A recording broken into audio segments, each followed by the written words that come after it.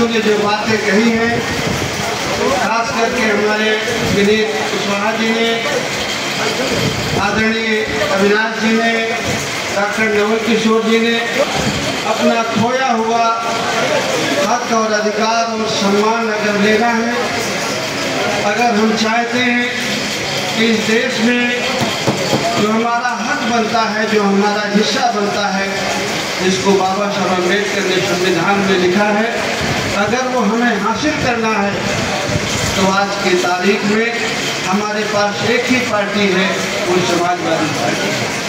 मैं आपसे अपनी चर्चा करूं, जब लोकसभा का चुनाव आया, संविधान बदलने की बात हुई, तो हम लोग जन अधिकार पार्टी चलाते थे। हमारा छोटा संगठन था। हम लोगों ने ये सोचा और विचार किया कि हम में ये क्षमता नहीं है, ये ताकत नहीं है कि हम संविधान बदलने वालों को रोक सके। कौन सी ऐसी पार्टी है जो प्रदेश विदेश में संविधान के पक्ष में खड़ी? हम सब लोगों ने चर्चा की। हमारे आजमगढ़ के साथी भी बड़े पैमाने पर बैठे हैं। सब लोगों ने एक स्वर से कहा कि ऐसे मौके में हमें आदरणीय अखिलेश जी के साथ जाना चाहिए और उनको समर्थन करना चाहिए।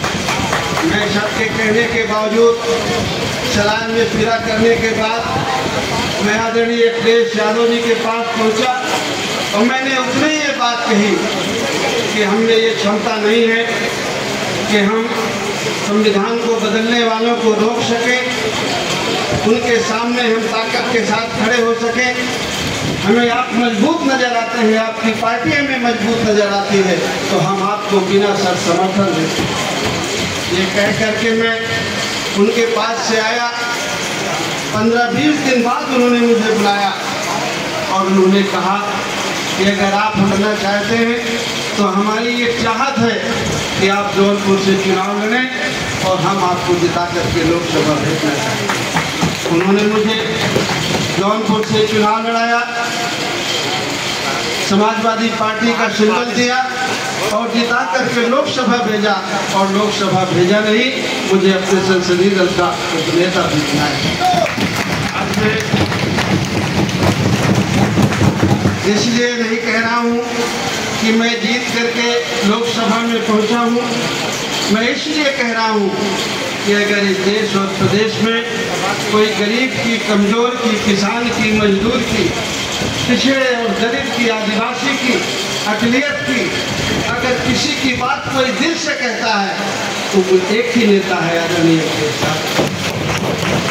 अगर हम इन 10-12 सालों में पीछे गए हैं, हमारे हक अधिकार छीने गए हैं, तो अगर हम गंभीरता से देखें तो उसके जिम्मेवार दोषी कहीं हम भी नजर आते हैं। हम अगर ये सोच लेते कि कौन हमारे हित की बात करता है, कौन